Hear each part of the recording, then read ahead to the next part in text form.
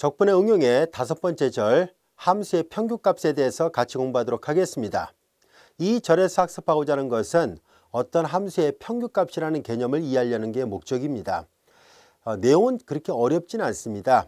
그래서 쉽게 말씀드린다면 어떤 곡선 아랫부분의 X축과 곡선에 의해서 이루어지는 사이 영역의 넓이하고 동일하게 되는 직사각형 넓이를 찾을 수 있다는 뜻입니다. 좀 더 자세하게 말하면 그런 점에서 함수값이 존재합니다 라는 얘기거든요. 자, 어떤 내용인지는 구체적으로 하나하나 학습해 가면서 이해를 해보도록 하겠습니다. 자, 먼저 평균이라는 개념부터 우리가 복습을 해보도록 할까요? 예를 들어서 n개의 자료가 주어져 있다고 가정했을 때 이 n개의 데이터의 평균값을 구한다는 것은 이미 여러분들이 잘 알다시피 주어진 자료들을 모두 다 더한 다음에 총 자료의 개수로 나누면 되죠. n개의 자료가 있다라고 얘기를 했었으니까 n으로 나누면 됩니다. 그래서 모든 자료를 예를 들어서 뭐 x1부터 xn이라 한다면 번호를 붙였다고 가정한다면 x1 더하기 x2 더하기 쭉 해서 xn을 다 더한 다음에 n으로 나누면 돼요. 만약에 자료를 y로 표시했다면 마찬가지죠. y1 더하기 y2 더하기 쭉 해서yn을 총 자료 개수 n으로 나누면 됩니다. 자, 이와 같은 평균을 구하는 것은 자료가 이산적이라고 보통 얘기를 하죠. 드문드문 떨어져 있는 각각의 자료에 대해서는 이와 같이 평균을 구하는 것이 가능한데요. 만약에 연속인 자료에 대해서도 이와 같은 것을 할 수 있는지를 한번 알아보려고 합니다. 예, 가능합니다. 자, 어떻게 해서 우리가 평균을 정의할 수 있는지를 알아보도록 하죠. 자, 위에 있는 이 1번은 앞서 얘기한 것처럼 데이터가 이렇게 각각 n개의 자료가 흩어져 있습니다. 이거 이산형 자료라 얘기를 해요. 이산형 구조로 되어 있는 자료들의 평균값을 구하는 것은 모든 자료를 더해서 총 개수로 나누면 됩니다. 자, 그런데 우리는 이거는 디스크리트 타입이라 합니다. 이산형이라고 하죠. 이산형 자료라고 얘기를 합니다. 얘는 연속형 자료라 얘기를 해요. 자, 연속형 자료라는 얘기는 말 그대로 이렇게 다 이렇게 연속함수 형태로 자료가 표시되어 있을 때를 다루려고 할 때 사용합니다. 좀 더 자세한 건 나중에 우리가 통계 같은 걸 공부하다 보면 좀 더 자세하게 이해할 수 있을 겁니다. 자, 지금은 그냥 이런 자료라는 의미로만 살펴보도록 할게요. 자, 우리는 여기에서 함수 fx의 평균값을 구하는 문제는 보다시피 이렇게 적분을 이용해서 함수의 평균을 구하는 것이 가능합니다. 자, 우리는 이산형 자료일 때는 이렇게 다 더해서 n으로 나눈 걸로 끝났지만 왜 연속형 자료를 구하려고 할 때는 이와 같이 적분으로 표시가 될 수 있을까 하는 것을 알아보려고 합니다. 자, 이제 우리는 이것을 정적분의 정의에 맞춰서 하나하나 계산을 해보도록 하겠습니다. 자, 우리는 어떤 자료가 이렇게 연속형 자료가 주어져 있다고 보겠습니다. 함수 fx 이렇게 있어요. 자, 이제 여기에서 a에서부터 b까지입니다. a에서 b까지. 자, 이제 우리는 이 a에서부터 b까지 이 함수 fx의 평균을 어떻게 정의할 것인가 하는 얘기인데요. 정적분의 정의 우리 앞에서부터 계속 해왔었잖아요. 그 정적분의 정의를 이용해서 계산해 보려고 합니다. 구간 AB를 잘게 n등분하도록 하겠습니다. 자, 우리는 전체 구간을 b-를 했을 때 이걸 n등분했고요. 각각의 간격은 동일하니까 델타 x라 표시를 하도록 하겠습니다. 자, 이제 맨 왼쪽 점은 x0로 그 다음에 x1, x2 이렇게 있고 맨 마지막에 xn번째 점이라 하겠습니다. 여기 어딘가에 xi번째 점과 그 앞에는 xi-1번째 점이 있어요. 앞서도 우리가 매번 할 때마다 사용했던 거죠. 요 간격은 델타 x라 놓겠습니다. 그리고 여기 어딘가에 표본점을 하나 선택했다라 보겠습니다. 표본점을 선택을 하는데요. 보통 이 표본점은 산술 평균인 점을 많이 선택합니다. 근데 임의대로 아무 점이나 잡아도 상관없어요. 자, 이제 우리는 여기에서 요 한 점에서 함수값을 생각해 보려고 합니다. 요 한 점에서 함수값은 fxi 스타가 되겠죠. 자, 이와 같이 됩니다. 자, 우리는 다음 같이 생각해 보도록 하겠습니다. 우리는 이 각각의 소구간마다 모든 자료가 응집되어 있다고 보겠습니다. 즉 각각의 i번째 구간의 표본점 xi 스타에 자료가 모두 모여져 있다라고 편의상 가정해 보도록 할게요. 자, 그러면은 첫 번째 구간에도 마찬가지로 x1 스타에, 두 번째 구간에도 x2 스타에, 세 번째 구간에도 x3 스타 이런 식으로 자료가 이 표본점에 모여 있다라고 가정해 보겠습니다. 이걸 왜 이렇게 가정하냐면 이산형 자료의 데이터를 우리가 학습을 할 때도 마찬가지로 그렇게 할 수 있거든요. 자, 여기가 x축이라고 여기를 y축이라고 봤을 때, 자, 첫 번째 자료 y1, y2, y3, y4, y5 이런 식으로 얘네들이 각각 y1, y2, y3 쭉 가서yn이라 한다면 여기 이제 x1부터 x2 쭉 대응하는 값이 xn이었을 때 함수값을 마치 한 점에서 함수값을 이렇게 점으로 찍었을 때 그걸 이제 연결한 거라 보면 되겠죠. 자, 이산형 자료를 그 그림으로 도수분포 다각형 그림 또는 도수분포 그래프를 이용해서 본다면 뭐 이런 식으로 그려지게 돼요.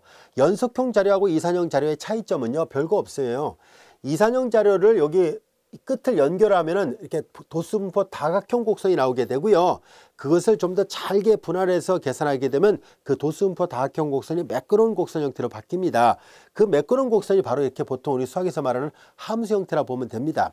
자, 이제 우리는 이렇게 이산형 자료를 그림을 그리면 이렇게 돼 있거든요. 이 자료들에 대한 평균은 각각의 이 함수값들을 모두 더해서 총개수를 나눈다라는 얘기잖아요. 여기도 그렇게 해보도록 하겠습니다. 전체 맨 마지막에 n번째 구간에서도 자료가 있겠죠. 자, 그러니까 첫 번째 구간의 자료는 x1 스타가 되고 두 번째 구간의 자료는 x2 스타가 되겠죠. 그 점에서 함수값이니까 이렇게 써야겠죠. fx1 스타, fx2 스타 이렇게 됩니다. 자, 그러면 얘네들은 마치 뭐예요? 방금 전에 설명한 것처럼 이산형 자료에서의 y1부터 yn 역할을 하고 있다는 것을 알 수 있습니다. 그럼 여기서도 똑같이 마치 이산형 자료처럼 취급을 해서 fx1 스타와 fx2 스타, fx1, fx2 스타 이런 식으로 해가지고 fxi 스타 그리고 쭉 가서 우리는 fxn 스타.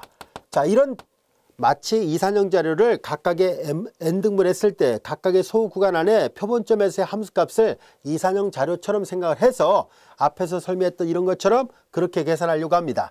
자, 이제 우리는 전체 자료의 평균을 얘네들로 나누려고 하는데요. 총 개수 n으로 나누려고 합니다. 모두 n등분에 따라 얘기를 했거든요. 자, 이제 이렇게 해서 우리는 에버리지를 구하려고 합니다. F 에버리지는 대략 이렇게 근사적으로 이런 식으로 구할 수 있겠죠. 자, 그런데 이 n 대신에 뭐로 바꿔놓을 것이냐면 여기 나와 있는 식을 그대로 다시 한번 활용한다면 n은 델타 x분의 b-a와 같다는 것을 알 수 있습니다. 따라서 이 n 대신에 이 값을 바꿔놓도록 하겠습니다. n 대신에 델타 x분의 b-a가 될 것이고, 자, 얘네들을 우리가 보통 시그마로 놓는 게 더 간편한 모양이죠. 그래서 i가 1부터 n까지 fxi 스타 이렇게 표현하도록 하죠. 자, 내항분의 외항을 정돈하도록 하겠습니다. 내항분의 외항을 정돈해 보니까 주어진 식은 내항분의 외항이에요. 그래서 b-a분의 델타 x 그리고 시그마 i가 1부터 n까지 fxi 스타 이와 같이 됩니다.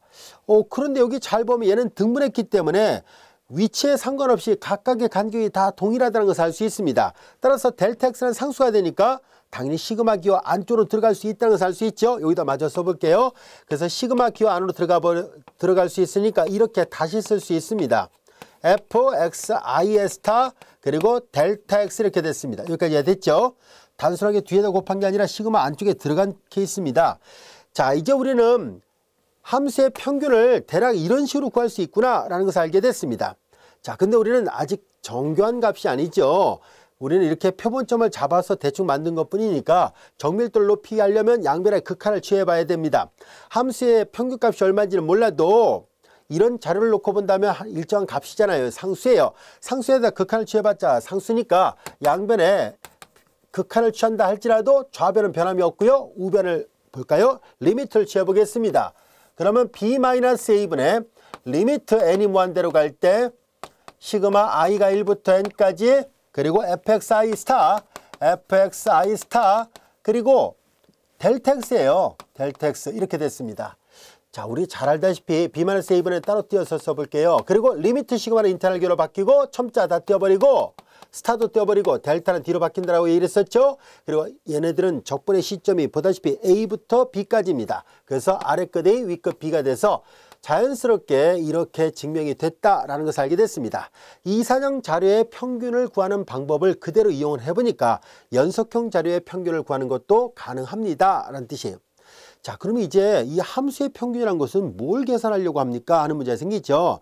바로 이 함수의 평균은 우리 책에도 저자가 설명한 것처럼 예를 들어서 어떤 날에 예를 들어서 하루의 온도를 측정을 해요. 아침엔 좀 아무래도 쌀쌀하고 오후에는 좀 따뜻하고 이렇게 된다고 저녁에 또 다시 온도가 내려가겠죠. 그래서 온도가 항상 일정하지는 않습니다. 아침 저녁의 온도는 낮고 저녁의 온도는 높죠. 그럼 이런 식으로 그래프가 그려진다 봤을 때 평균적으로 그날의 온도는 몇 도였을까요? 라는 거를 알아보려고 할 때 사용합니다. 자, 그래서 우리는 이렇게 함수의 평균은 하루 종일 또는 몇 시간 동안의 평균 온도, 예를 들어서 한여름에, 무더운 한여름에 오후 12시부터 오후 4시까지는 평균적으로 그날의 온도는 몇 도였을까, 이런 걸 계산할 때 사용하고요. 한겨울에도 마찬가지죠. 한겨울에도 자정에서부터 새벽 4시나 또는 5시까지 해가 뜨기 전에 그때 새벽에 온도가 평균 몇 도일까 하는 것들, 그런 것들을 다루려고 할 때 이 평균이라는 것을 사용하게 됩니다.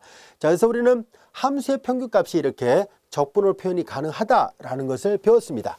여기까지 이해되셨죠? 자, 그럼 우리가 지금까지 배웠던 내용을 토대로 해서 자, 이것을 이제 우리가 적용을 한번 해보려고 합니다. 그래서 예제 1번 같이 한번 살펴보도록 할게요. 자, 구간에서의 함수의 평균값을 구해보시오 라고 되어 있습니다. 자, 이제 여기 보면 이 함수의 그래프의 개형을 그려볼까요?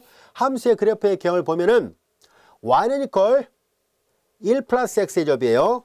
y는 이퀄 1 플러스 x의 제곱, 이런 그래프죠. y는 이퀄 1 플러스 x의 제곱의 그래프가 있고요. 구간은 마이너스 1에서부터 플러스 2까지입니다. 자, 이 범위 내에서 함수의 평균값을 구해보세요 라는 얘기인데요. 우리 방금 전까지 함수의 평균값을 계산한 방법을 증명했었죠. 에버리지는 구간의 길이가 2 마이너스 1분의 1 인터널 적분의 시점은 마이너스 1, 종점은 2가 됐어요. 그리고 피적분 함수는 이 함수를 직접 적분하면 됩니다. 어렵지 않습니다. 이거 계산하면 3분의 1이 되고요. 그 다음에 이거 계산하면은 1 더하기 2를 계산하니까 이거고 3분의 x의 3승 구간 마이너스 1부터 2까지예요. 정도라면 자 2 따로 계산한다면 쓸게요. 3분의 2의 3승 8이고요. 그 다음에 마이너스를 대입한 거 뺍니다. 그러니까 이거 전개하니까 다 플러스라 쓰면 되겠네요. 이렇게 하니까 3이고 이렇게 하면 3분의 9, 3분의 9는 3이죠. 6이네요.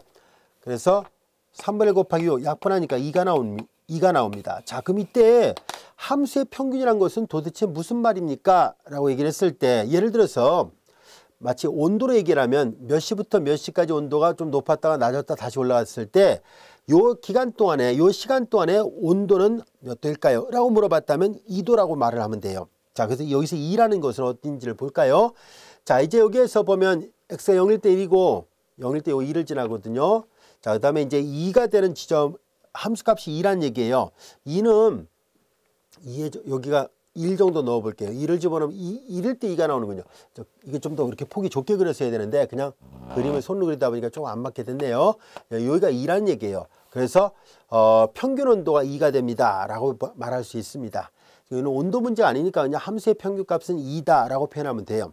자, 그런데 함수의 평균값이 2라는 말은 기하학적으로 어떤 의미가 있을까 하는 것을 알아보려고 합니다. 기하학적 의미를 살펴보려고 하는데요. 이건 다음 같은 뜻이 내포되어 있습니다. 우리가 함수의 평균값의 정의를 잘 관찰해 보면은 이런 모양이잖아요. 이렇게 되어 있어요. 여기에서 b-를 곱해볼까요? b-를 곱하면 인테그랄 a부터 b까지 함수 fx dx는 보다시피 f 에버리지에 b-a를 곱한 것과 같습니다. 자, 이때 b-a는 자, 여기서 말하는 이 그림에서 본다면 마이너스 1부터 2까지의 거리를 나타냅니다. 이 거리가 3이네요. 길이가. 그 다음에 함수의 평균값은 2를 나타냅니다. 얘가 의미하는 바는 잘 보세요. 이거 잘 보면 이건 가로의 길이고 이건 세로의 길이잖아요. 직사각형으로 본다면 가로 곱하기 세로 했으니까 이거는 직사각형의 넓이를 나타냅니다.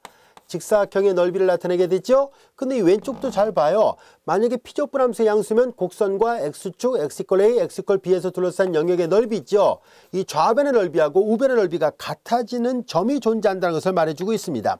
즉, 이 노란색으로 덧칠해 볼게요. 노란색 곡선 아랫부분에 이 노란색 사선으로 빗금친 영역의 넓이 값이 적분한 값이 6이었다는 얘기니까 이게 6이었었어요. 그런데 가로의 길이는 3인데 세로의 길이가 2가 되는 지점을 찾을 수 있다는 얘기고, 물론 세로의 길이가 2가 되는 점은 보다시피 1이라는 점과 마이너스 1이라는 점 두 군데가 있습니다. 이렇게 두 군데의 점에서 각각 2라는 값이 나오게 되는데요. 결과적으로 가로 곱하기 세로 하니까 바로 노란색 빗금친 영역의 넓이 값과 빨간색 빗금친 영역의 넓이 값이 같아지게끔 되는 그런 값이 존재합니다라는 얘기예요. 물론 그렇게 되는 x값도 찾을 수 있습니다.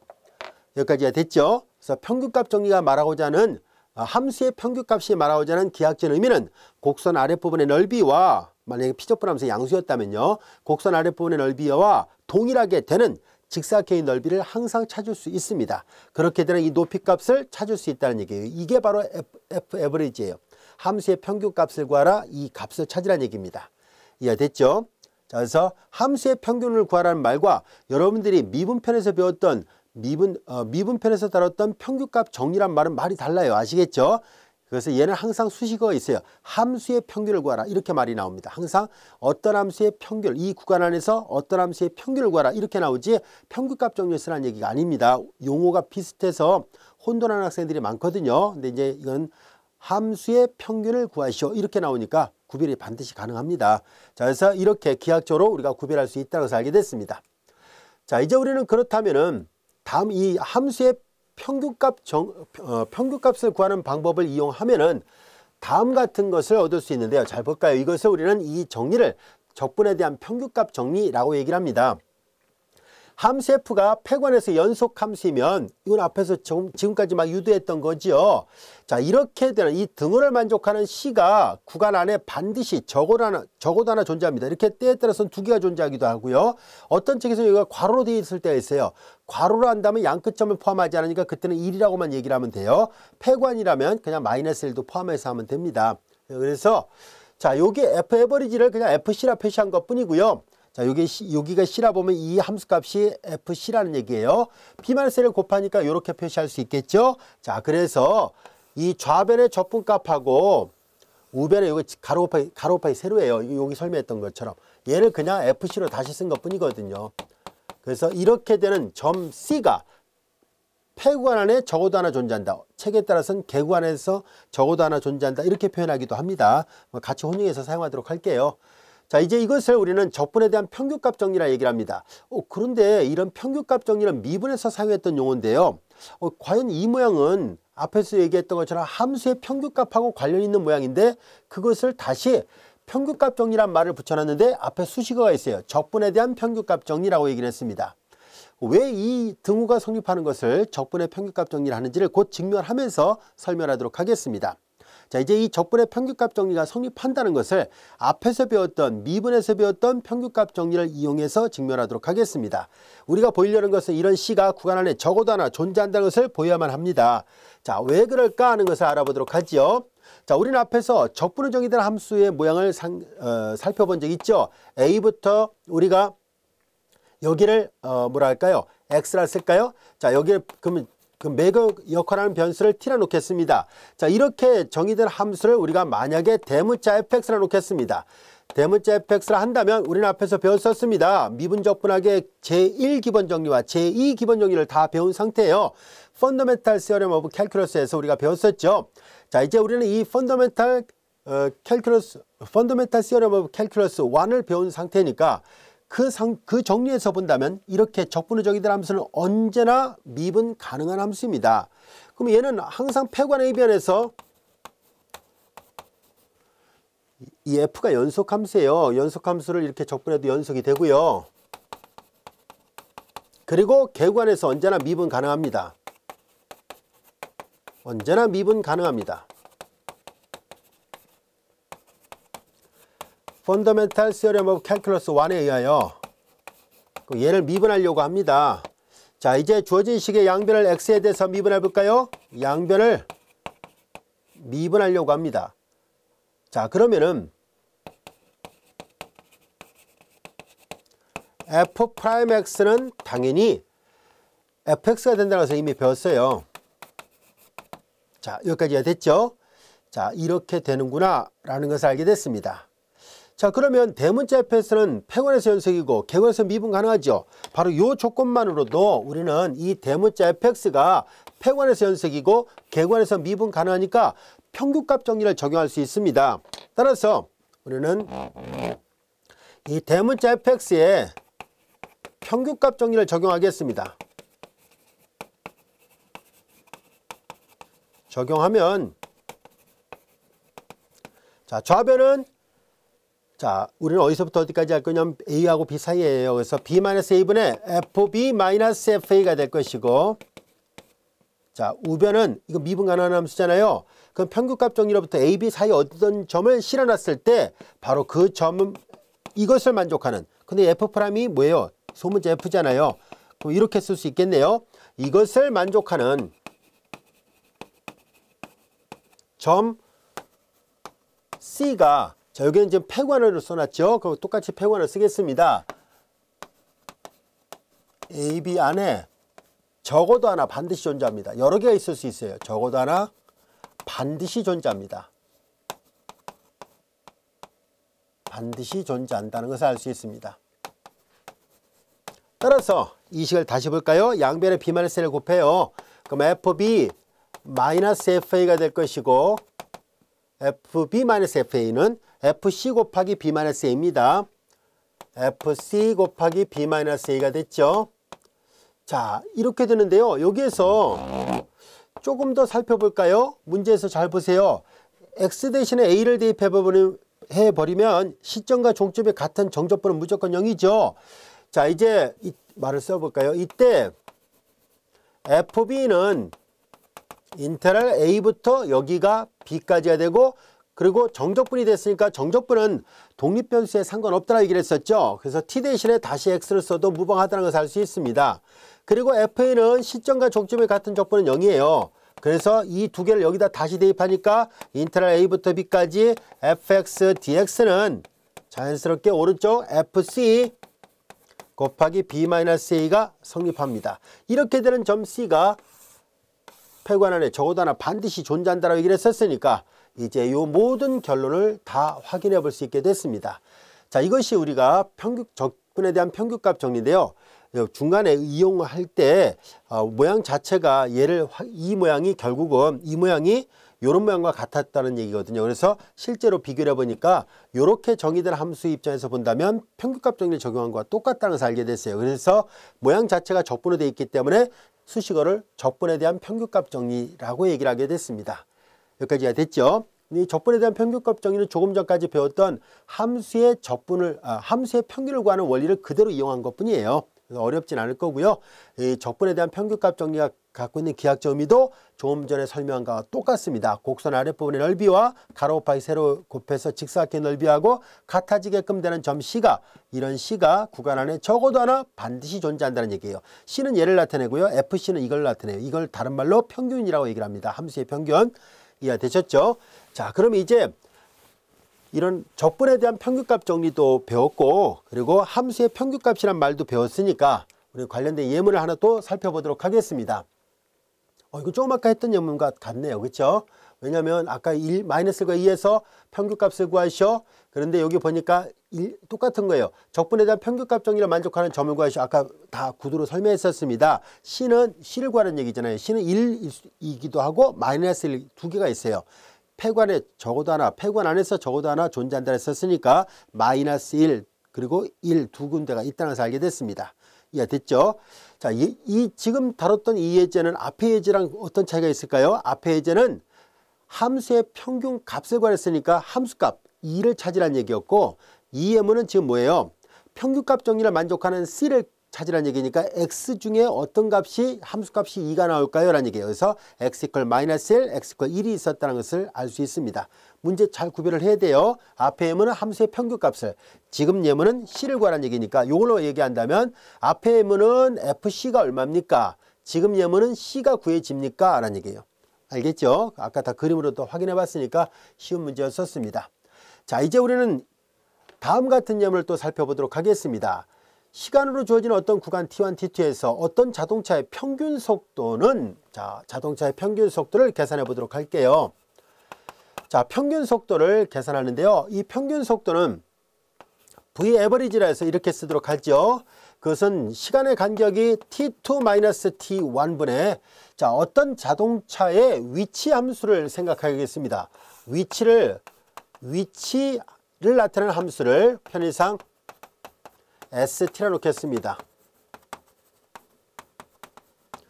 속도는 평균 속도라는 것은 이 위치함수의 시간에 대한 차를 나타내는 거거든요. 위치함수의 차예요. st2-st1입니다. 자, 이것이 위치함수를 st라 놨을 때 풀을 여기서부터 해야 되겠네요. 자, 여기서부터 위치함수를 st라 하자 했을 때, 자, 우리는 평균 속도는 이렇게 표시가 됩니다. 여기다 리미트를 취한 것이 그냥 속도라는 개념이에요. 자, 그런데 주행 중에 t1부터 t2까지 주행 중에 속도의 평균값과 같다.